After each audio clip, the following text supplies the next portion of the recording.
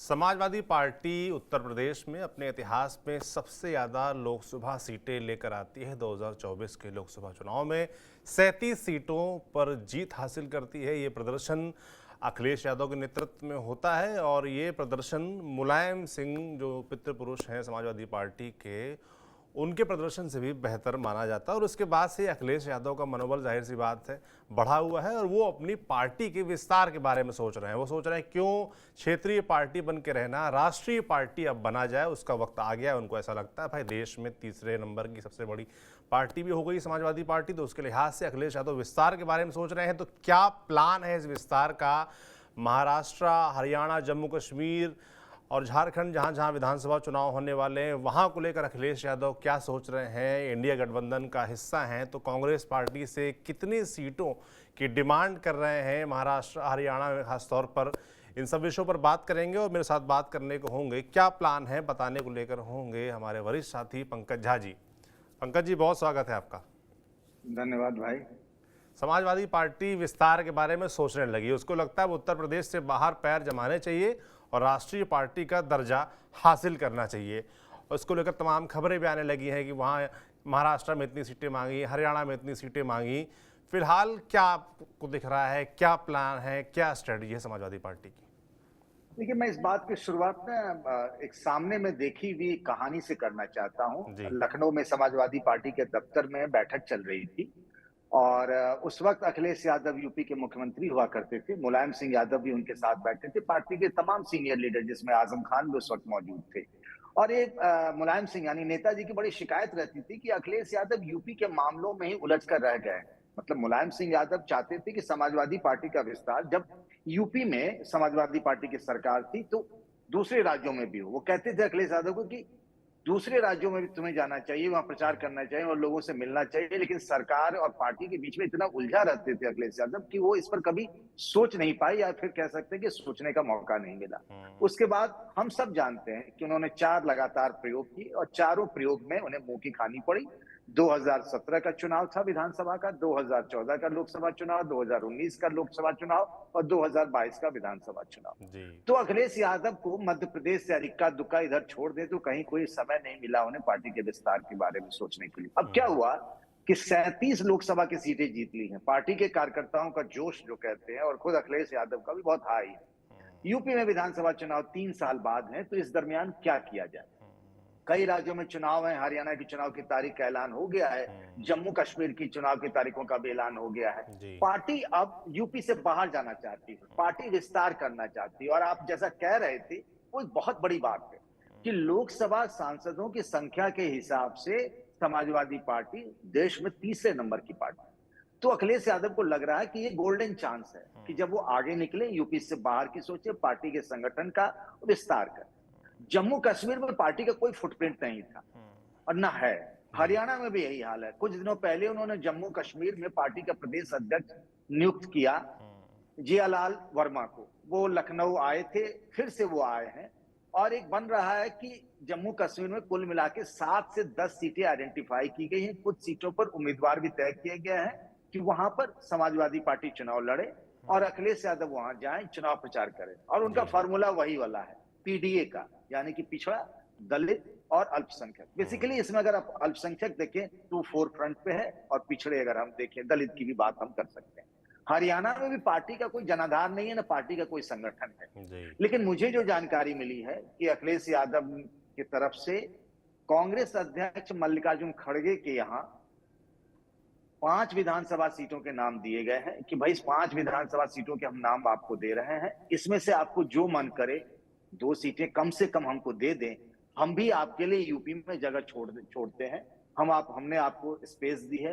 Party के लोकसभा चुनाव में कांग्रेस के 6 सांसद जीते, तो कांग्रेस का तो यहाँ उतना बड़ा फुटप्रिंट नहीं था, लेकिन 17 लोकसभा की सीटें दी गई। तो वो जो एक गुडविल फैक्टर है दोनों पार्टियों के बीच में, अखिलेश यादव ये चाहते हैं कि कांग्रेस पार्टी भी हरियाणा में, जहां वही स्थिति है समाजवादी पार्टी की हरियाणा में जो अमूमन कांग्रेस की रही है यूपी में पिछले कुछ सालों से, तो चाहते हैं कि रेसिप्रोकेट करें राहुल गांधी और वहां कम से कम 2 सीटें भी मिल जाएगी तो पार्टी, उस पार्टी के लिए कंफर्टेबल पोजीशन रहेगी। पार्टी 2 सीटों से भी संतुष्ट हो जाएगी, चुनाव लड़ेगी गठबंधन में। अगर नहीं हुआ तो समाजवादी पार्टी की तैयारी है कि कम से कम 5 से 7 सीटों पर वहां पे वो चुनाव लड़े, अपना प्रेजेंस दिखाए कि हरियाणा में भी समाजवादी पार्टी है। जी। ये एक कोशिश है। दूसरा, अगर आप देखें जम्मू कश्मीर का, जैसे मैंने जिक्र किया, मैं जब आपसे बात कर रहा हूं, अखिलेश यादव कन्नौज गए हुए हैं दौरे पर, लौट के आएंगे तो उन्होंने पार्टी के नेताओं की बैठक बुलाई। और सबसे महत्वपूर्ण है महाराष्ट्र, जहां जी। एक दौर में आपको बताऊं 1996 में समाजवादी पार्टी के 4 विधायक थे और 26 कॉर्पोरेटर थे। जी। अभी जो 4 प्रभारी नियुक्त किए गए हैं, जिसमें विपक्ष के नेता माता प्रसाद पांडे हैं, तूफानी सरोज है, लकी यादव है, मैं अभी माता प्रसाद पांडे से बात करके आया जी। कि क्या रोड मैप है कि महाराष्ट्र में पार्टी कितने सीटों पर लड़ेगी। आपने देखा होगा मीडिया के कई हिस्सों में कि 12 सीटें की बात कही जा रही है। ऐसा जी। कुछ अभी संख्या, ना कोई लिस्ट, ना कोई रिपोर्ट, ऐसी कुछ भी नहीं बनी है। ये बस अपने अपने हिसाब से कैलकुलेशन चल रहा है। तो माता प्रसाद पांडे ने बताया कि 7 तारीख को ये जो प्रभारी नियुक्त किए गए हैं वो लोग जाएंगे और वहां हफ्ते भर रुकेंगे। मुंबई में इन लोगों ने आइडेंटिफाई किए हैं विधानसभा की 22 सीटें, जहां उत्तर भारतीय जो हिंदी भाषी लोग हैं यहां से गए हुए हैं। आप जानते हैं जौनपुर, प्रयागराज और आपको बनारस, इन सब जगहों से बहुत अच्छी संख्या में यूपी के लोग वहां मुंबई में रहते हैं। औरंगाबाद भी उसमें से एक है जिला जहां एक वक्त ओवैसी की पार्टी के जो है इम्तियाज जलील, हमारी तरह वो पत्रकार थे, एनडीटीवी में थे, वो सांसद चुने गए थे, इस बार हार गए।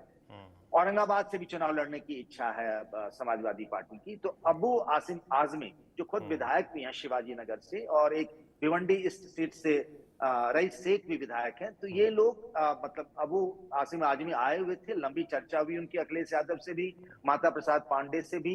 ये पूरी टीम प्रभारियों की जाएगी मुंबई और उसके अलावा दूसरी जगहों से जहां पर लगता है कि समाजवादी पार्टी चुनाव लड़ सकती है। मैं जब दूसरी जगहों की बात कर रहा हूं तो 2 क्राइटेरिया है। एक तो वहां अच्छी खासी संख्या में उत्तर भारतीय हैं, और दूसरी कैटेगरी ये है कि वहां मुस्लिम समाज की आबादी वहां अच्छी खासी है। उन सीटों को आइडेंटिफाई करके वो टीम लौटेगी, रिपोर्ट देगी।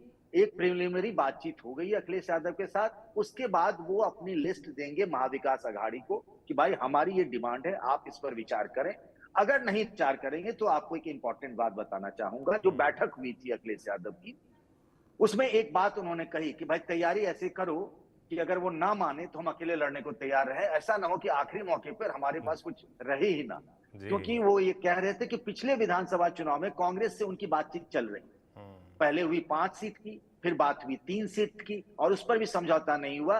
तो फिर उनके साथ बड़ी विचित्र स्थिति हो गई थी। हालांकि वो 7 सीटों पर लड़े और 2 सीटों पर उनके विधायक चुनकर जीते भी। इस बार वो चाहते हैं कि उनकी तैयारी इस तरीके से हो कि अगर गठबंधन में रहे तो ठीक, ना रहे तो प्लान बी कि हम इतनी सीटों पर लड़ेंगे और दम से लड़ेंगे, पूरे दम से, और अपना प्रेजेंस दिखाएंगे महाराष्ट्र में। ये अखिलेश यादव का अभी तक का रोड मैप है आने वाले दिनों में जहां चुनाव होने।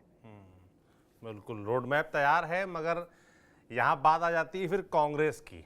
वो कांग्रेस जो उत्तर प्रदेश में उपचुनाव में 10 में से 5 सीटें मांग रही है, और दूसरी तरफ अखिलेश कह रहे हैं कि 5 सीटें आप यहाँ मांग रहे हैं जहाँ आपके अगर खाते में देखा जाए तो इन 10 में से कोई भी सीट नहीं थी, ना आप यहाँ जीते थे।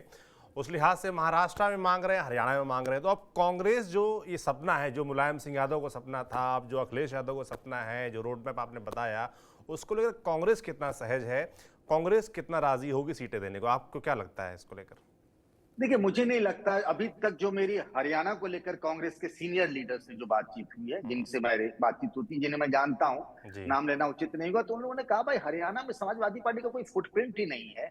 और जब ऐसी कठिन चुनाव है और जहां लग रहा है कांग्रेस को कि सत्ता में उनकी वापसी हो सकती है, ऐसे वक्त में 1 या 2 सीट का रिस्क लेना भी किसी भी तरीके से कांग्रेस के लिए ठीक नहीं होगा। तो मुझे जो लग रहा है, हालांकि डेडलाइन कल तक की थी, अखिलेश यादव ने कहा था, डेडलाइन फिर 1 दिन के लिए बढ़ा दिया गया। अखिलेश यादव भी चाहते हैं कि इतनी जल्दी डोर न टूटे। उनको लगता है, उम्मीद की भाई जैसे हमने किया यूपी में वैसे वो भी कर दें। लेकिन राजनीति में रिश्ते इस तरीके से चलते नहीं, आप भी जानते हैं, और आप जान रहे हैं कि हरियाणा में कांग्रेस को लगता है कि सत्ता में उसकी वापसी हो सकती है। ऐसे हालात में वो 1 या 2 सीट समाजवादी पार्टी के लिए छोड़े, ऐसे संकेत मुझे मिल नहीं रहे हैं सौरभ। जी बिल्कुल।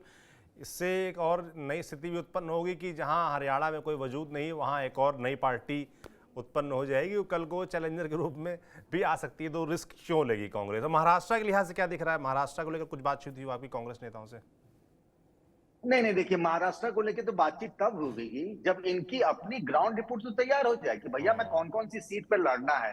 भिवंडी में लड़ना है, शिवाजी नगर लड़ना है, औरंगाबाद लड़ना है, सीट आइडेंटिफाई करना है। अब इसके लिए टीम जाएगी प्रभारियों की, चारों जो प्रभारी हैं समाजवादी पार्टी के, वो जाएंगे, हफ्ते 10 दिन रुकेंगे, वहां के लोगों से, कार्यकर्ताओं से मिलेंगे, फिर वो जो रिपोर्ट तैयार करेंगे। अभी तो चुनाव की तारीखों का ऐलान भी नहीं हुआ, ना जी। कांग्रेस महाराष्ट्र को लेकर, या कांग्रेस या फिर शिवसेना उद्धव ठाकरे हो या एनसीपी, वहां तो वैसे भी 3 पार्टियां हैं, हुँ, अकेले कांग्रेस फैसला नहीं कर सकती। अखिलेश जी। यादव को इन तीनों स्टेक होल्डर से बात करनी पड़ेगी। हाँ, हुँ, ये बात जरूर है कि महाराष्ट्र में समाजवादी पार्टी का अपना एक आधार है, भले ही छोटा सा आधार है, लेकिन वो जी। लगातार चुनाव लड़ते रहे, अच्छे वोट से जीतते रहे। मुझे माता प्रसाद पांडे बता रहे थे कि एक लोकसभा सीट वो 100 कुछ 100 वोटों से समाजवादी पार्टी का उम्मीदवार हार गए थे, मैं नाम अभी हुँ, भूल रहा हूं। इस बात का जिक्र कर रहे थे कि आज की बात नहीं है, 90 के दशक से ही समाजवादी पार्टी वहां ठीक ठाक है कुछ सीटों पे।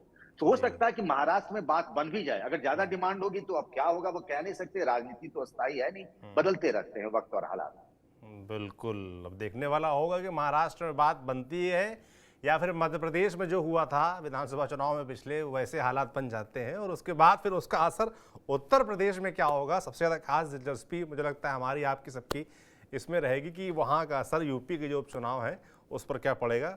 बहुत धन्यवाद पंकज जी तमाम जानकारियों के लिए। और जैसा कि आपने देखा कि समाजवादी पार्टी अपना विस्तार के बारे में सोच रही है, रोड मैप क्या हो सकता है उसके बारे में पंकज जी ने आपको बताया। अब आगे बातचीत का दौर जारी है, जो भी नतीजे सामने आते हैं, क्या बात बनती है समाजवादी पार्टी के लिए, ये देखने वाला होगा। जो पता चलेगा आप तक हम जरूर पहुंचाएंगे। आप देखते रहिए TV9 डिजिटल। शुक्रिया।